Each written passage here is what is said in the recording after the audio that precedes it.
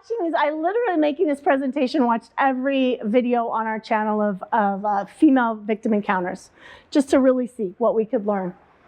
And what I noticed over and over again is emotional fitness is primary. MagTech has maintained their high quality during the ammo panic and ramped production to the max.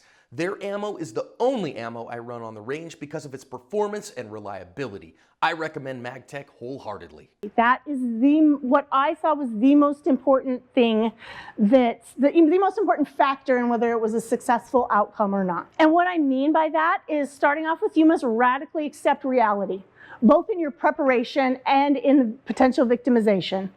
So what I mean by that is, when you're making your plans, when you're considering things, when you're trying to decide what threats you face or how you're going to mitigate them, embrace and accept reality for whatever that is. You know, we might want to say that Walmart is not a particularly dangerous place. They actually really, really are. They're statistically one of the most dangerous places across if not the most dangerous place. It's real bad, real bad. I should have had I didn't know we were going to go to Walmart. I should have had some statistics for us, right? We got to sync up just a little bit better. But it truly is probably one of the most dangerous places you frequent. You can mitigate some of that by going at better times, mitigate going when it's not as busy, that sort of thing. There are ways to mitigate that risk, but embracing and accepting the fact that this is a risky thing I'm doing. Just because it's a normal thing doesn't mean it's not a risky thing. You must radically accept that you are valuable and worth fiercely protecting and defending. This is a message. I think accepting the reality of violence and the harshness of it is very difficult, particularly for women. I think this second point is just as difficult. The idea that you are you're valuable in and of yourself. You're not valuable because you're a wife. You're not valuable because you're a mother. You're not valuable because you're a sister or a daughter. You're valuable because of who you are. Sometimes we like to use those.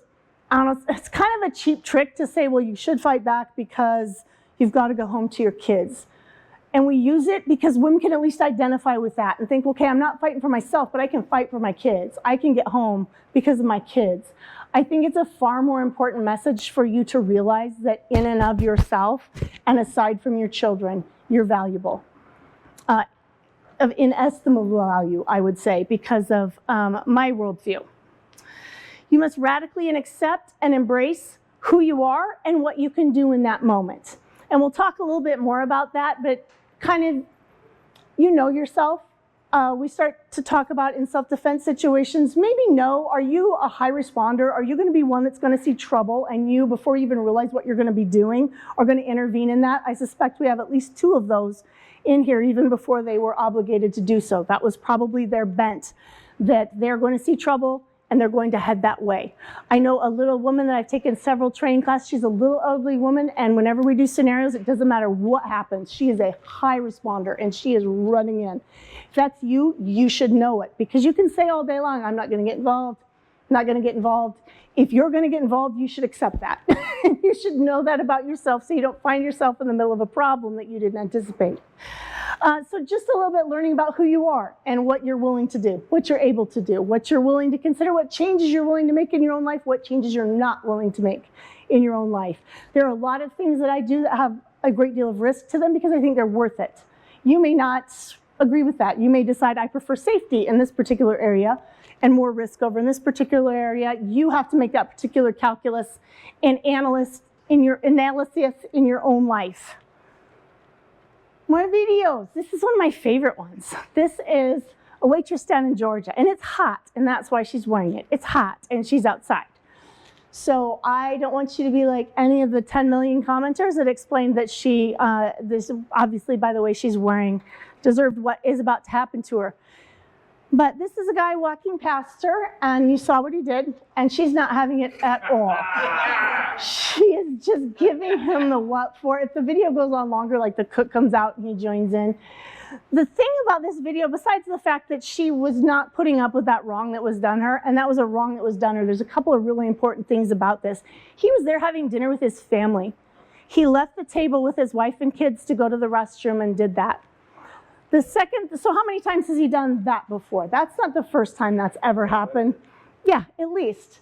at least. And we're going to talk about that. This is in my Creeps video as well. This is exactly the type of, there's not a lot of reward to what he did, grabbing her butt as he walks by. There's not a lot of risk to it either, because if that wasn't on video, how many of you would have assumed when she told you the story that the back of his hand brushed her?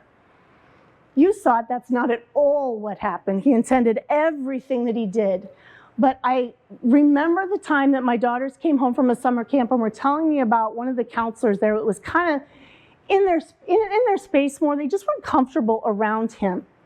He never did anything over the line or anything like that. But as they were telling this to me, I was listening to them, I was believing them, and I could see their faces falling as they were listening to the words coming out of their mouth and knowing that no one's going to believe me. All I am saying is that this guy made me feel weird. He didn't really do anything wrong, and I could see them just stop talking.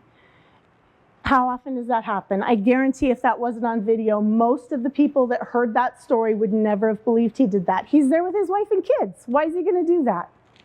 He's just going to do it because he wanted to do it, like he's done hundreds of times before. But that was a fun car ride home.